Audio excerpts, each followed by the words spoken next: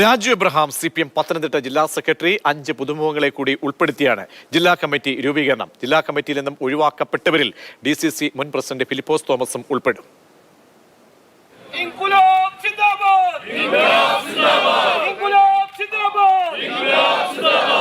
CPMൽ സൗമ്യതയുടെയും ജനകീയതയുടെയും മുഖമാണ് രാജു എബ്രഹാം.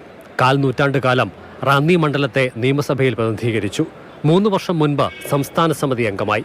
ദേശാഭിമാനി മുൻ ജില്ലാ ലേഖകനാണ്.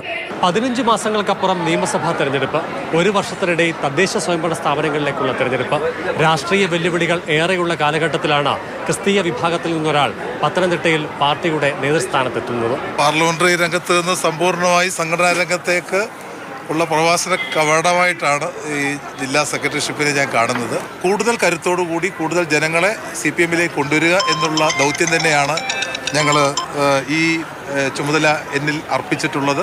ജില്ലാ കമ്മിറ്റിയിൽ 5 പേർ പുതുമുഖങ്ങളാണ്. അച്ചടക്ക നടപടിയെ തുടർന്ന് ഒഴിവാക്കപ്പെട്ട ഫ്രാൻസിസ് വി ആന്റണിയെ തിരികെ എടുത്തു. ജില്ലാ കമ്മിറ്റിയിലേക്കുള്ള പാനൽ അവതരിപ്പിച്ചതോടെ അടൂരിൽ നിന്നുള്ള പ്രതിനിധികളിൽ ഒരാളുടെ പേരുകൂടി നിർദ്ദേശിക്കപ്പെട്ടുവെങ്കിലും സമയപരിധി പിന്നിട്ടുവെന്ന കാരണം പറഞ്ഞ് അവഗണിച്ചു. പ്രസിഡിയം ഇടപെട്ടാണ് പ്രതിനിധികളെ ശാന്തരാക്കിയത്. ജില്ലാ കമ്മിറ്റിയിൽ നിന്നും ഒഴിവാക്കപ്പെട്ടവരിൽ ഫിലിപ്പോസ് തോമസ്, മുൻ MLA KC രാജഗോപാൽ, കൊടുമൺ ഗ്രാമപഞ്ചായത്ത് പ്രസിഡന്റ് KK ശ്രീധരൻ എന്നിവരും ഉൾപ്പെടും. മന്ത്രി വീണ ജോർജിന്റെ ഭർത്താവിന്റെ കെട്ടിടത്തിന് മുൻവശത്തെ ഓട നിർമ്മാണത്തിൽ പരസ്യമായി ആക്ഷേപം ഉന്നയിച്ച ആളാണ് KK ശ്രീധരൻ. 73 വയസ്സാണ് പ്രായം.